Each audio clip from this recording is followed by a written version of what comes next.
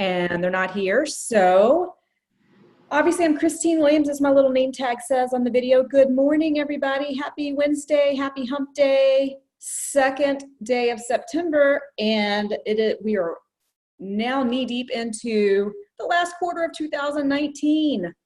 So this is 19 things. I've got a lot to talk about. Feel free to jump in if you want to unmute yourself, ask a question, or if you want to put it in the chat, I'll read the chat later. We've still got people coming on, so just welcome everybody. Jump in when you can. I'll record it, send it all out later. So we're going to dive right in, and we're just going to kind of talk about these are things that we should all be doing to run our business efficiently, and so that we can stay in business. So some of these are going to be reminders for a lot of us, and maybe some of them are going to hopefully be takeaways of things you hadn't thought about. So this is for all levels. If you have to jump off to go take a phone call or go write a contract, just email me later. My email is going to be at the end, and then I'll be happy to send you the link. I'm going to post it on YouTube. So we're going to dive right in, guys, starting with number 1, 19 things. So, it's not HGTV, right? We know this. Everybody knows Tony Robbins, right? So I went to go hear him last August in Orlando when he did his big all-day presentation. Of course, as the keynote, he was on at the very end, and I couldn't stay for his whole presentation because the whole event was running about 2 hours late, and I was driving back to Jack's. But in any event, one thing to think about is what he says, the quote on the left over here: success leaves clues. So we don't have to go around blindly as we're running our real estate business, whether we're the first year in or 10 years in, or somebody like myself. I've been licensed for 21 years, and we all get off track, right? But there is a method to the madness, and it starts with intentional behavior. So first and foremost, that amazing thing that we all hate to do is the database. So whether you're day 1, day 100, or day 1 million, hopefully you're working from a database. That's the key to your business. So this tiny little picture here talks about all your different groups. So we're going to go through this just generally speaking, but your database is your business plan, period. It is the foundation to your real estate business. It's the slab. If you're building a real estate business from the ground up, your database is where it begins. So start with the people that know you, that like you, and that trust you. It's just that simple.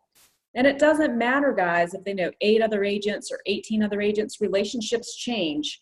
So not to give it away, but I am probably going to be listing a condo next week with a friend of mine. She had it listed with another realtor friend of hers. We all know each other. Jacksonville is a big, small town, right? Which is where I am. And that relationship went sour. And so she reached out to me to relist it. So relationships go astray, so don't worry about all those 10,000 agents we have in the Jacksonville area. I know Central Florida has over 15,000 because they've got multiple MLS groups together. So don't worry about all those other people out there. Worry about your business. The goal is just to stay top of mind. So database, 4 rules, generally speaking. Well, you got to start with one. You got to have one. I don't care if you're using Gmail, if you're using Google and use group your people in by your contacts, by prospects or hot leads or your buyers or your sphere, whatever. I don't care if you use Core or LionDesk or whatever system is, just have one. And here's the kicker that none of us do. You got to feed it daily. It's consistency. That's what helps you maintain in this business. We all get off track, myself included. It's the consistency that helps you have sustainability in this business. Then you got to service the leads. I think the one thing I hear as a real estate coach, and the one thing that I continue to work on personally, as well as the follow-up, right? That's where many of us fail. Once you get the lead, now you're juggling 8 leads that are prospective buyers, and they're eating up your time. You've got to go in and you got to prospect every day and put more people in your database. And you're really not sure you want more business yet because you haven't gotten these 8 on contract.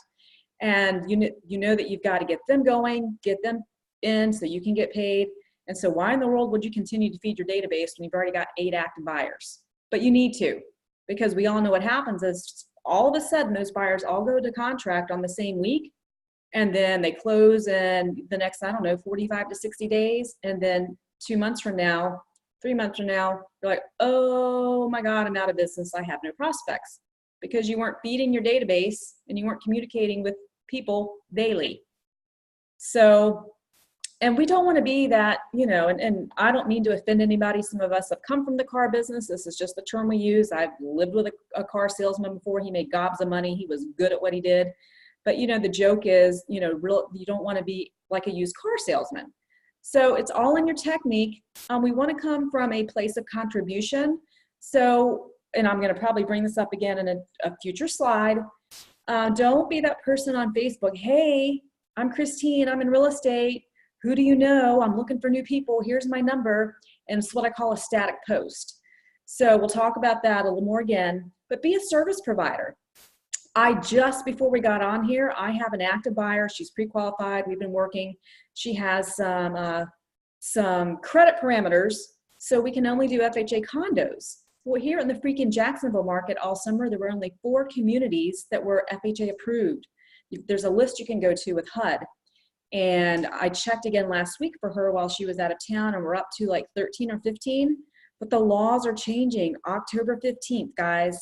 So I emailed her the link to the FHA government website showing what we're going to be able to do, how our garden of possibilities just opened up beginning October 15th.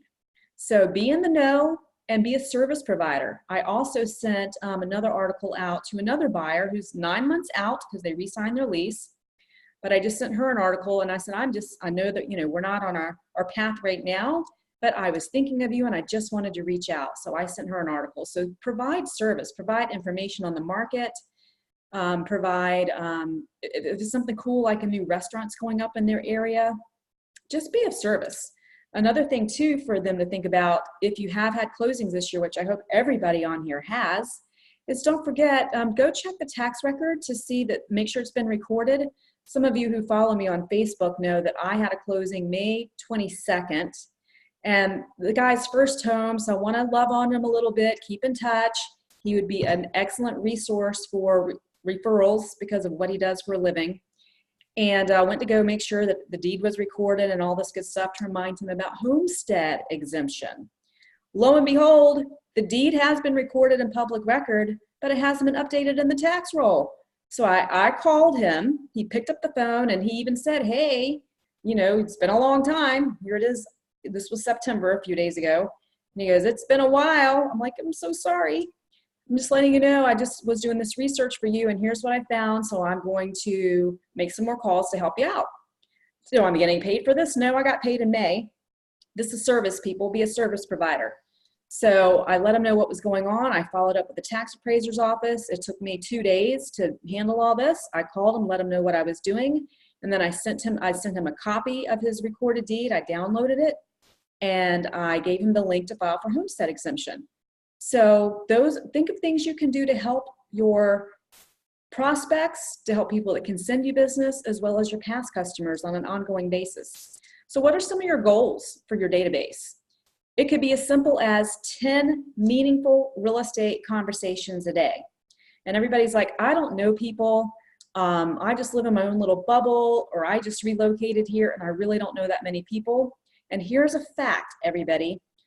Every person, the average person, knows 288 people on a first name basis.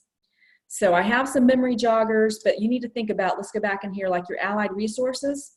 One thing I say to start with is, what about those people that you're spending money with? Your doctor, your dentist, maybe your personal trainer at the gym, maybe the person doing your yard work, maybe the pest control company, maybe if you have a housekeeper or pool service, all of those people that you're spending money with, they need to be sending money back to you. So why don't you can start right there for the rest of the week. I'm sure you can find, it's Wednesday, I'm sure you can find between today and Friday, 30 people that you write checks to on a regular basis that you know by first name. So that's today's challenge, write that down. So, and then over here on the right, you're actually in 2 businesses, guys. You're in the lead gen business and the real estate business. Obviously, if you aren't lead genning and creating the leads, you don't have a real estate business. It's just that simple. So the goal is to create obviously an ongoing real estate business. So it goes back to that tedious task of feeding your database daily. So number one, database.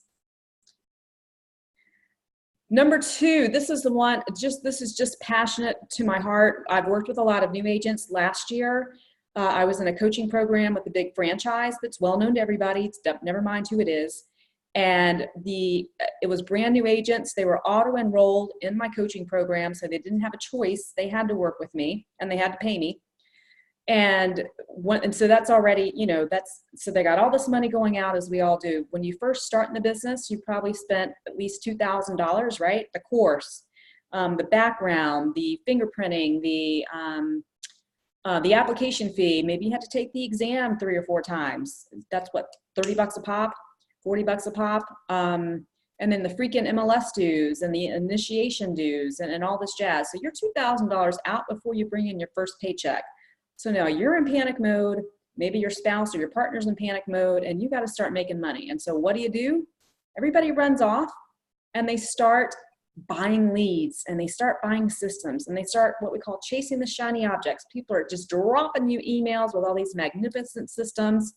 And we know that in the world of technology we live in, Big Brother is here. For those of you that read the book 1984 back in the day by George Orwell.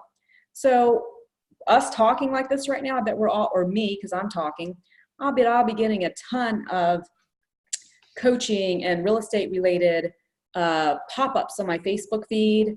I'll be getting some emails later, people trying to sell me stuff. It's crazy. Let it go. The point to number 2 is lead with revenue, not expenses. So ideally, especially if you're in your first year, or maybe I'll be the first to say I've been licensed for 21 years. 2019 has been an off year for my income. It's been a wild year. Had a lot of transition. Part of it's on me. Part of it is I do believe our market is changing. So in any event, don't go buying all those things. Now's the time to trim your budget. We're going into 2020, which is going to be another odd market, guys. We're going into an election year. So I'm telling you, our economy is strong. I'm not telling you, and Christine's on the background if you hear the coffee machine letting me know we're done. But if 2020, we've got to start planning ahead and not buying more things to create more leads. We've got to dial into the people we already know and create the relationships and trim back on the expenses. In an election year, while I speak of North Florida, our economy is going to be strong. Interest rates went down again last week. It's just wild stuff. I'm not an economist. I've just been doing this through, multiple every 4-year cycles, election years. And things do slow down a bit in election years, no matter what's going on, because there's a lot of people whose jobs are contingent on who's in office, either locally or statewide or nationally. So they're going to trim their fat, not knowing if they have a job next November, a year from now.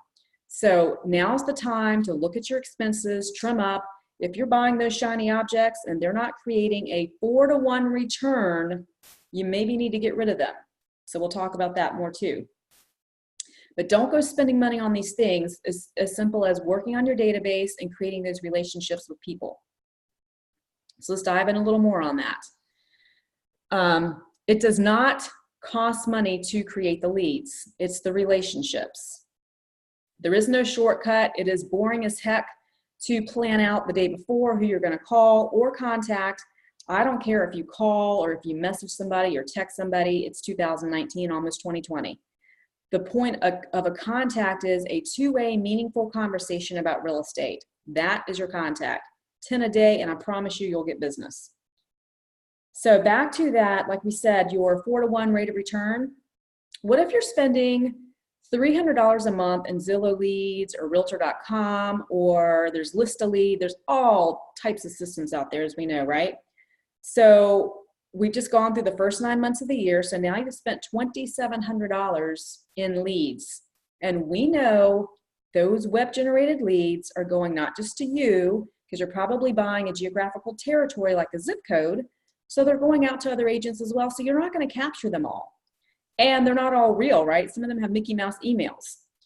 So that $2,700, that $300 a month for the past 9 months, has that generated for you $10,800 in gross commissions, because that is your 4-to-1 rate of return. If not, maybe you need to think about cutting those systems. Let's get back to the basics. Lead generation. Ooh, nobody wants to do that, right? So let's talk about it. This is where you can trim the fat and create the relationships. What does that mean? Does anybody, we probably have a bad connotation. Anybody want to unmute and tell me what your opinion of lead generation means? So again, it's what I said earlier, is the having those two-way conversations. So the 2 to 3 hours up here does not mean, oh my God, this person is telling me that I need to be on the phone 2 to 3 hours a day talking to people. No, you don't. That 2 to 3 hours is broken down over here on the left. Your prep time. Who are the people you're reaching out to? Is it today those vendors that you're writing checks to? Is it people in your sphere that truly know you? Are you going to reach out to people maybe you just interact with on Facebook? Who are you calling? Hopefully you know that ahead of time, and then you can do the final prep work the first 30 minutes. All I'm asking, and it's not me making this stuff up, guys. This comes from people that have been successful in the business and tell us how to do things. 2 hours of actually doing the calls or the texting or the Facebook messaging over here. 2 hours of doing it. And then the 30 minutes is the follow-up. So once you've had those conversations, put the notes in your database. They're expecting a child. They just brought home a new puppy. Baby just had a birthday Wednesday. I didn't know, whatever. Or they were asking me about, if I knew anybody who could help them put gutters on the house. Make notes, put them in your database. And if they're not already in your database, obviously you put the contact information in there. And then here's the thing that nobody does anymore. Write power notes. Write a quick 1 or 2 sentence note. And what they recommend, honestly, is not have a branded note card. So you don't have to go buy some kind of monogram note card, a blank one.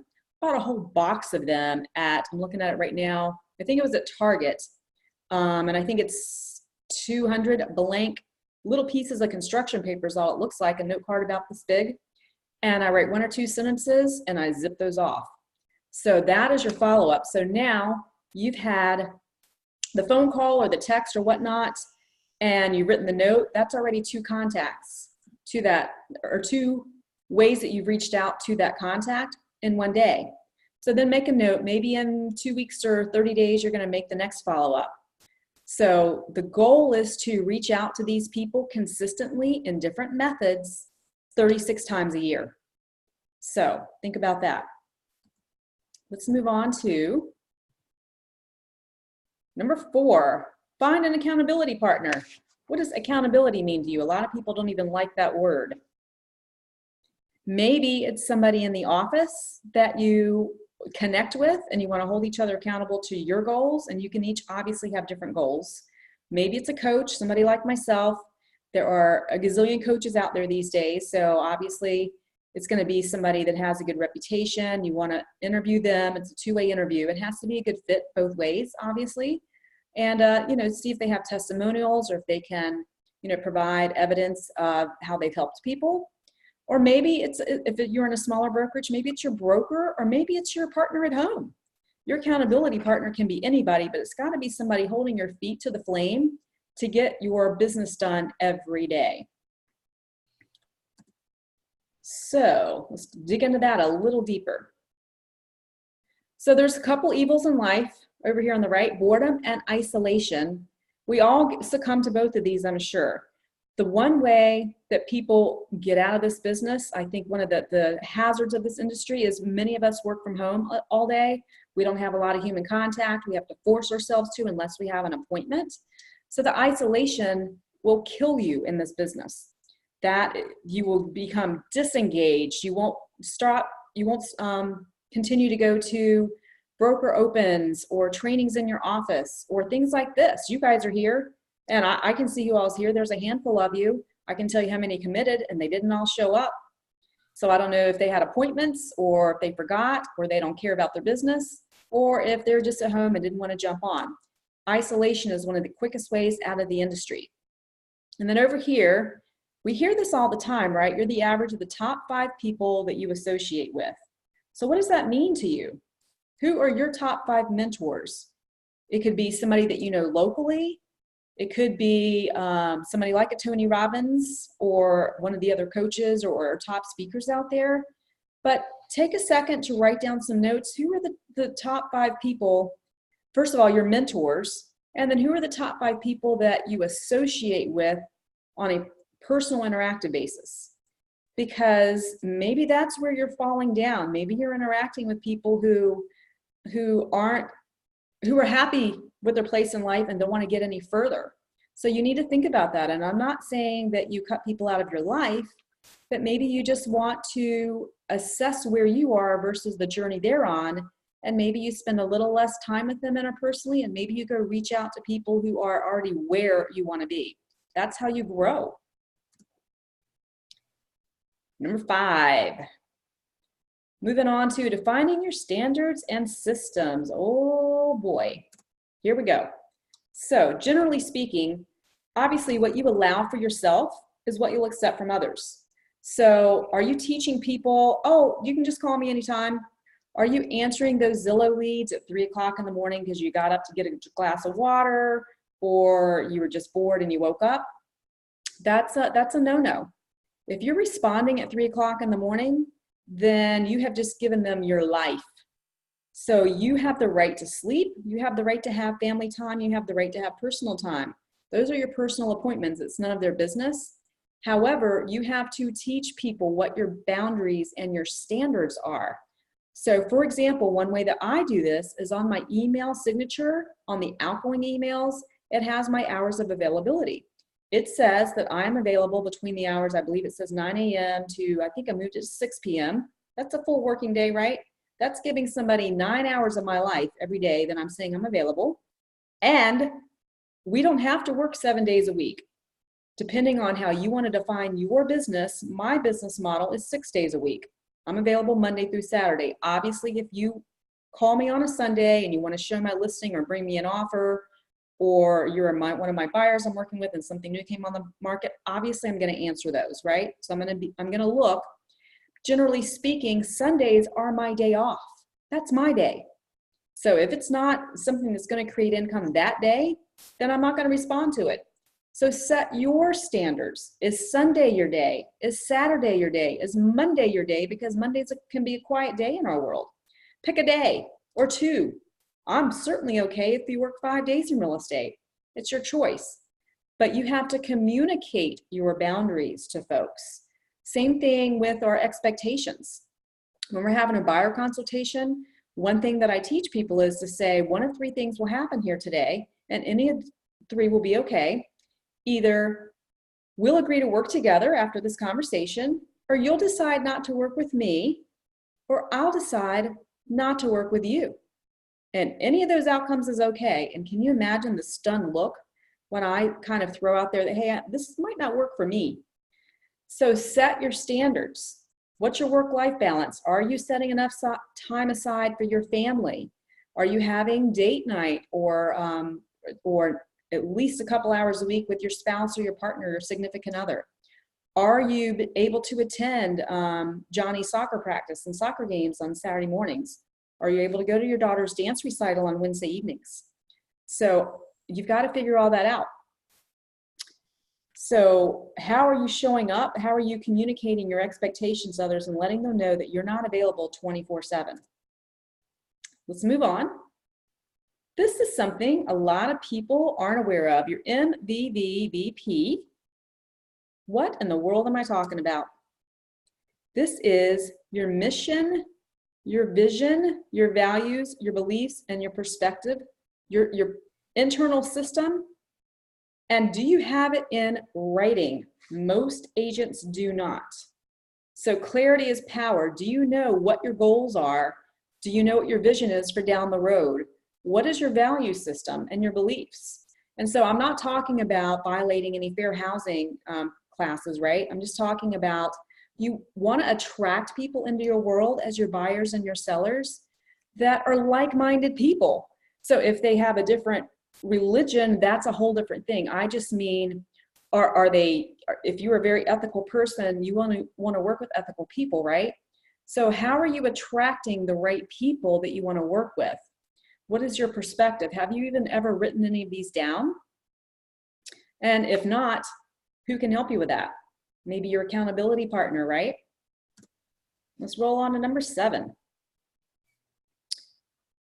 Social media. You guys know that we could talk about this all day long, and we're not going to. But one thing you want to think about is, how are you using social media? How are you showing up on it? I already mentioned earlier that you don't want to do it. All those static posts, we all see them. You see, hey, I'm in real estate, just had my last closing, looking for somebody else. Is that creating engagement? Is that just some random post hoping to catch some low-hanging fruit and some random person's gonna, hey, me, and then you find out their credit score is 380 if they actually do respond. So use social media intentionally.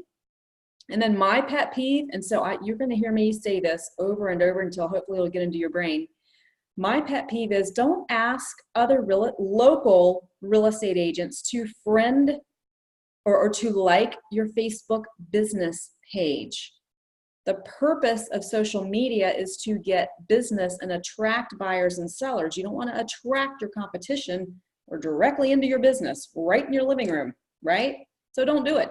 I have a whole slew of requests for people locally here in the Jacksonville area ask me to like their business page. Why? I probably want to work with the same people they do. So that doesn't make any sense to me. So who are you attracting on social media? Are you able to convey who you are? Your MVVBP that we just talked about. Are you conveying who you are and what your goals are and who you are as a person on social media to attract the people that you want to work with? So again, this is a class, a huge, we could go into social media. We could do this on a 30-day class and dive in deep on that. But I want you to start using social media intentionally. So another rule, I'll just leave it right here, is another thing to think about is, and there's tons of rules as far as which platform you're using, Facebook or Instagram or LinkedIn or what have you. It's like the best times to post. You can Google all that good stuff. But generally speaking, what they say is first of all, obviously be authentic, be yourself, and post, I think it's one personal post. I'm sorry, for every 4 personal posts, post 1 business post. They don't want to see your closing every day. They don't want to see how amazing you are. Maybe you're going to post an article. Better yet, video is getting so much traction. Video is where you want to be. So maybe you read the article and you paraphrase it like we're doing right here on camera. Maybe you record it via Zoom. There are some free versions of this system. Or maybe you do it live if you're comfortable doing that. And then you offer to email them the entire article if they want it as a call to action button. So just some tips for social media, and then we'll move on as you think about your audience. So number 8, be learning based and action focused. Oh my gosh. So the one thing I want to talk about here is definitely stay engaged, continue to go to trainings, whether you're a year in or 21 years in, whatever your situation and your level of experience is. I'm going to a condo class next week because I know the laws are changing on the 15th and I want to be in the know. I am getting ready to list a condo and I am actively working with a buyer for a condo, and I'm going to be listing 2 between now and the end of the year. I need to know about condos and the changes so I don't look like a goofball. However, look at number 2. Don't be a professional student, what I call a perpetual student or perpetual learner. There are folks that will sit in class, they'll attend every class out there, whether it's their first 30 days or 30 years later, just, pardon me, because that's their inaction. They're paralysis analysis. Well, I don't know exactly how to do that yet. You're never going to know everything. So go take notes and implement 1 to 3 things from every class that you take. You can't, I've got 19 things on here, so I'm not asking you to go, when we get off of this webinar today, and go do all of these 19 things starting tomorrow. Pick 3. Start focusing on those 3. Get those mastered, and then move on to 3 more. And college education versus real estate training. It doesn't matter in our industry if you have a college education or not, right? Real estate training is required by law. But the whole point of being good at what you do in real estate is staying engaged up here, number 1, with the training. It's just that simple. And you're going to also want to develop the skill of active listening like you're doing right here. You're going to have to practice that with your consumers. One of the other biggest fails of real estate agents is we talk too much. So you're trying to talk to your buyer or your seller to prove your value. We have to start listening and asking questions more than we just talk. Moving on to number 9. Track your business early and often. Oh boy. So do you have a tracking system? We talked about your CRM and your database. So that's obviously where you track your prospects and the people that you're working with. So that's one way to track. Are you tracking your conversion ratios? I mentioned earlier that 4-to-1 ratio. Do you know how much money you've spent in your leads so far this year? Do you know which leads actually derive from that lead generation system? And do you know how much money it has created for you? So that's one thing. Do you know how many people you talk to finally get a lead or a referral from somebody? So I'll give you a little snafu on that too. So generally speaking, of the METs, the people that you truly know, I mentioned we each know at least 288 really by first name basis. So the conversion ratio used to be for every 12 people we know and we communicate with, we should end up with 1 lead. So what that's saying is if you talk to 12 people that you know in real life today and end up getting them on the phone or an interactive text conversation or whatnot, you should end up with a lead today. I'm here to tell you that those numbers are a little older. I think it's more like 20 to 30. So you have to contact 20 people that you know to get a lead, because again, everybody's a freaking real estate agent, right? And everybody we know knows 18 of them. So maybe it's going to take 20 people that you know in real life who's going to say, oh yeah, I just remember my neighbor Susan down the street said they're thinking about listing their house and they don't have a real estate agent yet. I'm glad you asked me. So start thinking about that. What's your conversion ratio? Is it 12 to 1 or 20 to 1? And then on the people we don't know that we pick up from, if we do home buyer seminars, or if we do open houses, or if you call expireds and for sale by owners, the people we truly don't know that are strangers we want to convert, that number is more like 50 to 60. So you're going to have to do a whole lot of open houses or a whole lot of dialing to those strangers to get a lead. So it depends on how you want to run your business. Ideally, you're going to want obviously METs and not METs. You don't want to exhaust the people that you know. I said, remember, you only want to reach out to them 36 times a year, and I don't mean 36 freaking phone calls. That's a few emails. That's dropping them personal notes. That's sending them an email on market conditions, pop-bys. So all those things we talk about for folks in coaching programs, and then more specifically dialing into the coaching.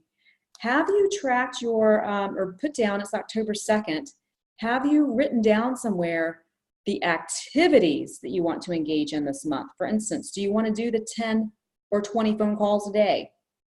How many contracts do you want to write this month? How many listing appointments do you want to go on? And how many of those do you want to convert to an actual listing with a sign in the yard and an agreement?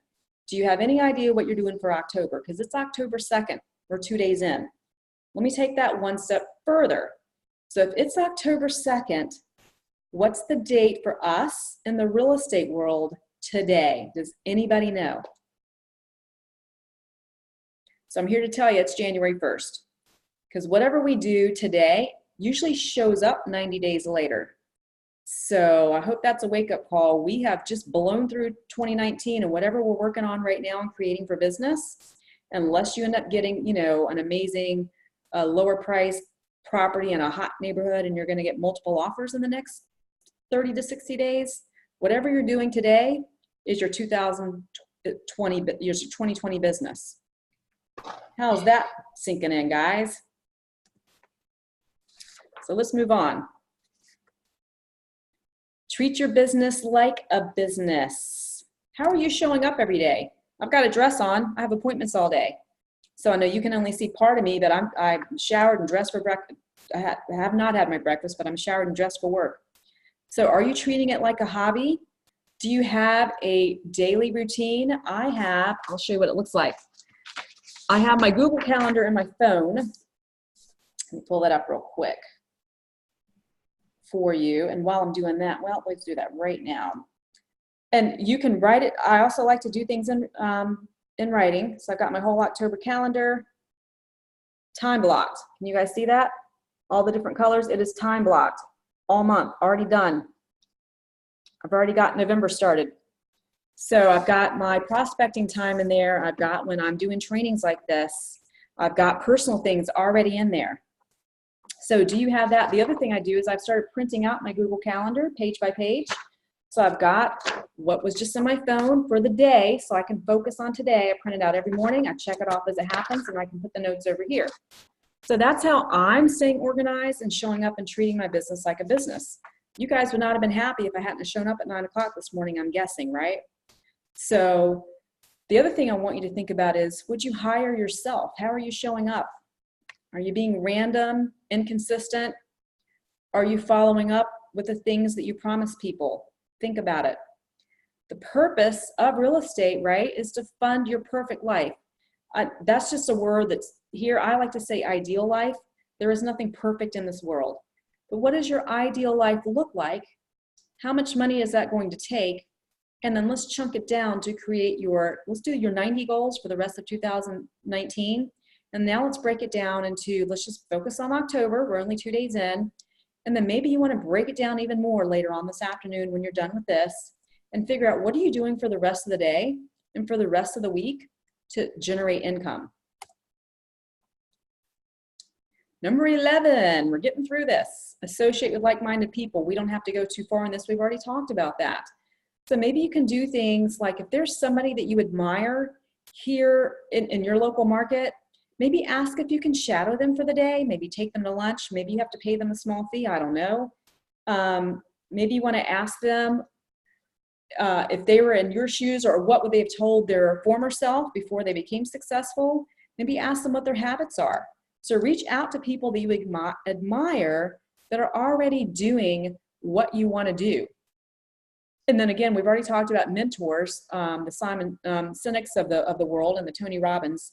So start following somebody like that on YouTube or social media or podcasts and let that get into your brain and start letting all those things that they have done to create success, start listening and pluck out those 1 to 3 things that you want to focus on to help yourself.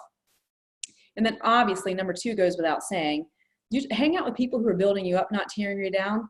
Remember, there's that whole saying too about make sure you know who's in your rowboat, because not everybody's going to, help you row. Some of them are going to let you drown. Not everybody's going to be happy for your success. So you're going to have to recognize that and think about that. And you may have to adjust who's in your personal life. Number 12, master listing presentations. So I'm going to, a couple notes on this. Some of us love buyers and some of us love sellers. So this is it's however you want to create your business.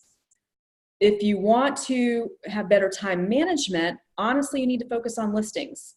The 3 L's of real estate here are leads, listings, and leverage. We've already been talking about how to get the leads, right? The prospecting, the database, the follow-up, all that stuff we've just spent the last little bit talking about. Listings, so here's the deal on that. Generally speaking, you can manage as a single individual practitioner 12 listings at any given time successfully and follow up and do them professionally versus only 8 buyers. And that is simply a time management issue because buyers just take up more time. Lots of times, once we get the listing, we've gone through the presentation and we've gotten the pictures and done the initial marketing, a lot of it's maintenance. I set aside time every week to communicate with my sellers by email or by text and give them a follow-up on feedback and what I've done marketing for the week. So it's a lot less maintenance. So that's something to think about. And then the leverage piece. I've heard so many times from agents say, oh my gosh, I used that example earlier. They have, if you've got 8 active buyers you're working with, that's a lot. You're probably right at your max.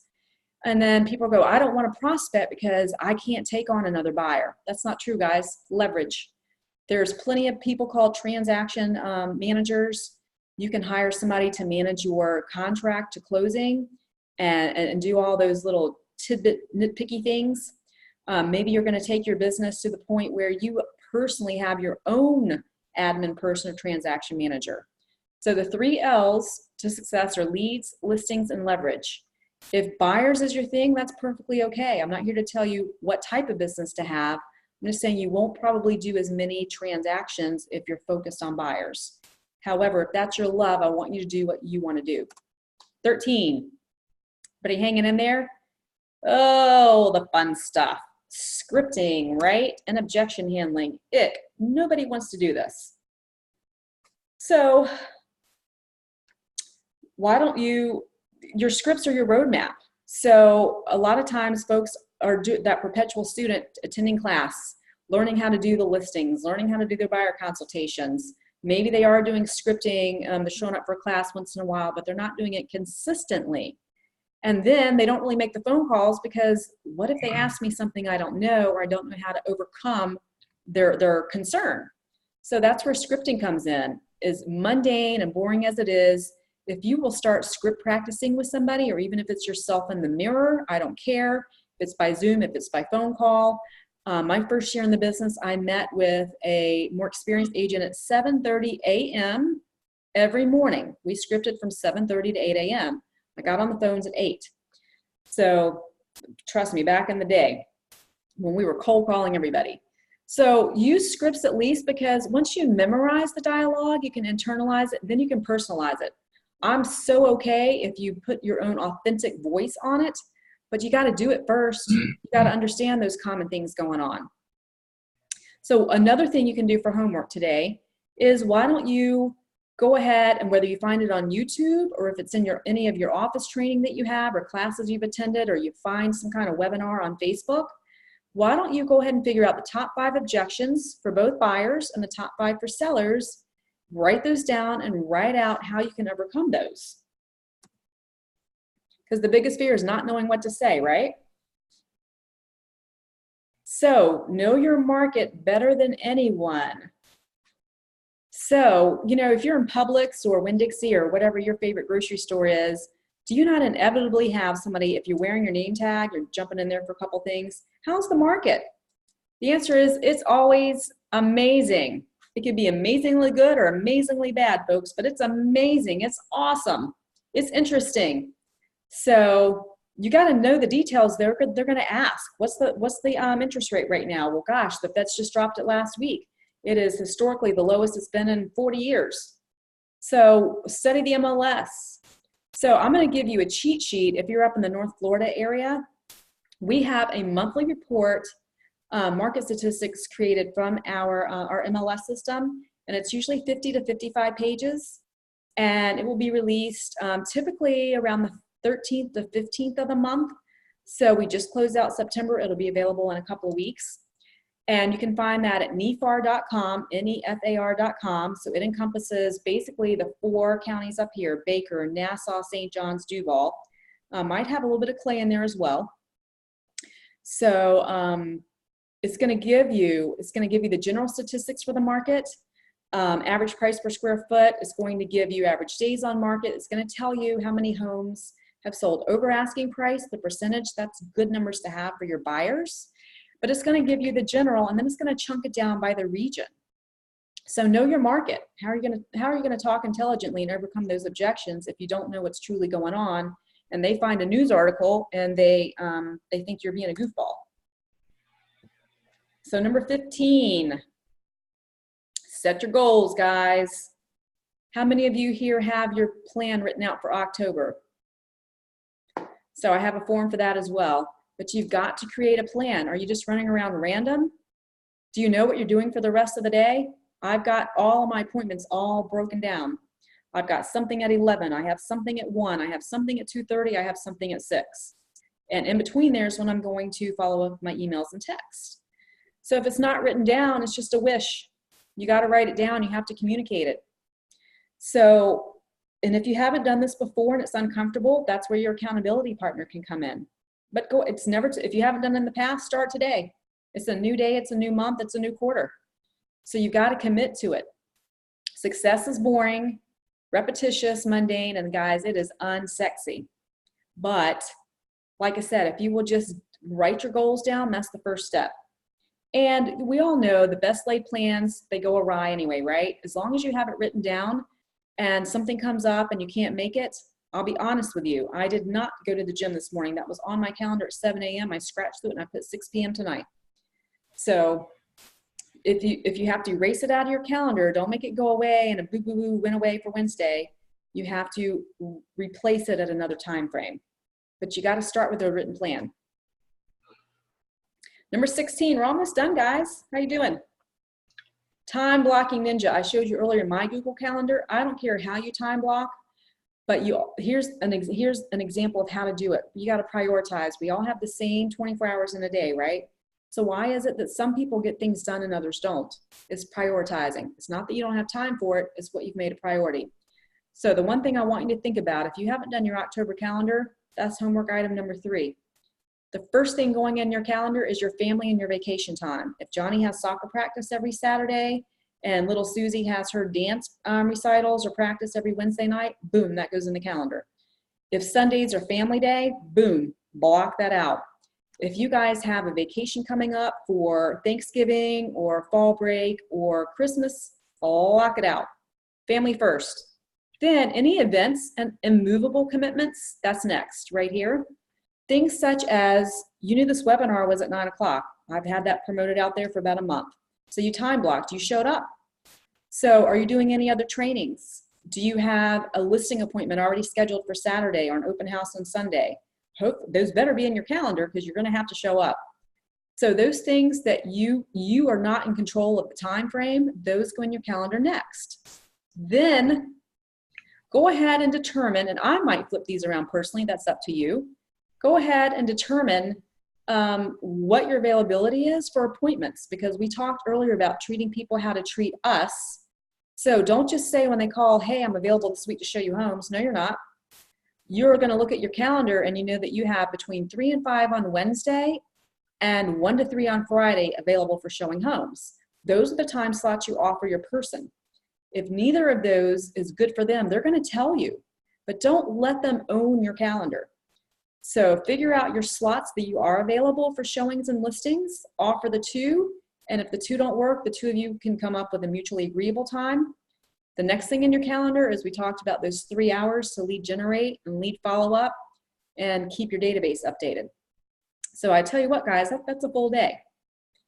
So, and then again, does your calendar reflect your goals? Or are you just putting like open slots in there and you don't really know what's going to happen? It needs to reflect your goals in your life. Number 17, as we start to wrap things up, guys, live in abundance, not scarcity. So what does this mean? So it begins with mindset. Are you living in fear? Are you living in faith? Are you going to those classes and you're not reaching out to people because you don't know what to say? You're afraid people are going to reject you. You don't know what's going on. So both fear and faith are believing in something that you can't see. So you weren't given a vision to succeed in real estate, guys, if you weren't equipped to do so. You just need maybe somebody to provide the tools for you, somebody like myself who's a coach. I'm not going to give you a commercial today, but I have tons of tools and resources and tracking systems and training and ongoing stuff, mindset information to help you realize whatever your goals are. So it begins with you and your mindset. You have to first define them with your goals and your vision, and then you have to make your mind go in that direction. Remember, you can have reasons or results, reasons, i.e. being excuses, or results. So why don't you go ahead and get over your personal setbacks and dive right in and start living out of abundance instead of fear. So 18, we already talked about creating a vision, so we won't go too far into that, but who can help you create that vision and that your mission statement and all that stuff we talked about earlier? Your accountability partner, like I said, a coach or your broker or somebody on your team or your life partner. You got to create the vision, then you have to communicate it to attract the right people, we've already said. You also have to be responsible and take ownership of your successes and your fails. So if you're not doing something right, own it. What is it that you're lying to yourself about that you want people to think that you're doing in your business and maybe you're really not? So think about that for a minute. You don't have to answer that, but you got to think about that for yourself. So mindset matters, guys. And communicating what you got. We're about to wrap up. Know your big why. Why did you leave the corporate world, as many of you did, to get into real estate, this wacky roller coaster? And I tell people it's a lifestyle. It's not a job. It's a lifestyle, right? Because we work really weird hours. So what gets you out of bed every morning? In the pain of adversity, maybe you had, I know one of my coaching clients earlier this year, she had 5 pending closings. Flop, every one of them fell apart for various reasons. That's an owie. She had some stuff going on with her adult kids that were setting her back financially that she was helping out with, and so that was ugly. So in the pain of adversity, what keeps you going? She's now, I think she's already met her goals for the year, September. Is your why are you doing this? Is it enough to evoke emotion out of you? If not, then how you get there really doesn't matter. Who else is sacrificing if you don't hit your goals? Is it your life partner? Is it your children? Is it obviously yourself? You're going to let yourself down. So who sacrifices if you don't create those goals and achieve them? And you can adjust this, your why. Maybe your why changes. Maybe you had a different life situation last year and suddenly you find yourself in a new chapter of your life. So you've got a different why. But you need to constantly be assessing to see what it is. And same thing with the customers we work with or our clients as well as ourselves. Logic makes people think, but it's the emotion that makes you act. So what is it that's going to make you get out of bed in the morning and get you excited to come into real estate? Are you all in? Are you showing up every day the way you would expect a professional to show up? Because we don't get participation trophies, guys. You don't get a reward just for showing up. You get an award for achieving your goals. Any questions so far as we're about to wrap up? So, quick commercial. Got a couple of events coming up. I've got an event here in, the screen came out kind of crazy. So I've got this webinar, this is the live event in Jacksonville, Florida, next Thursday, a week from tomorrow in the Tamaya Clubhouse, is creating your goals. Some of these things we talked about today we'll be doing live. That's $39. It includes lunch. It includes a workbook. I'll give you a 12-month success activities calendar. We talked about 36 ways to touch people every year to get leads. John Miller of Rock Solid Law, he's an amazing presenter. He's funny as heck. He's going to be presenting as well. We're going to keep it to 3 hours. Then ICI Homes has some special incentives for those that are attending. So they're going to announce that. We've got some door prizes, and they'll give you a tour of the community. Now, moving on to the other, I've got a live, like what we're doing right here, webinar event coming up October 16, 17, 23, and 24. Is for an hour a day from 2 to 3 on those 4 dates, so it's 4 hours total. And some of these 19 things we talked about, plus I've got 6 others, instead of just saying, are you doing this, this, and this, we're going to go into the how to do those. So that, there's the sign up for there. The value is $199. However, I can give you a promo code, so it's only 99 bucks. So here's what the flyers look like. And then if you want to reach me, my contact information is down here, integrityandauthenticity@gmail.com. There's my cell number. And we are wrapped up. So I want to thank you all for dedicating. We're right at an hour. We did good. Does anybody have any questions on some of the things we talked about today, or anybody want to share something that you're going to implement after this presentation? Floor's open. Anyone? Well, I want to thank you all for joining me today. If you have any questions on anything, there's my contact info. I hope this has inspired you to have an amazing Wednesday, an amazing October, and an amazing quarter, and an amazing 2020. Have a great day, everybody.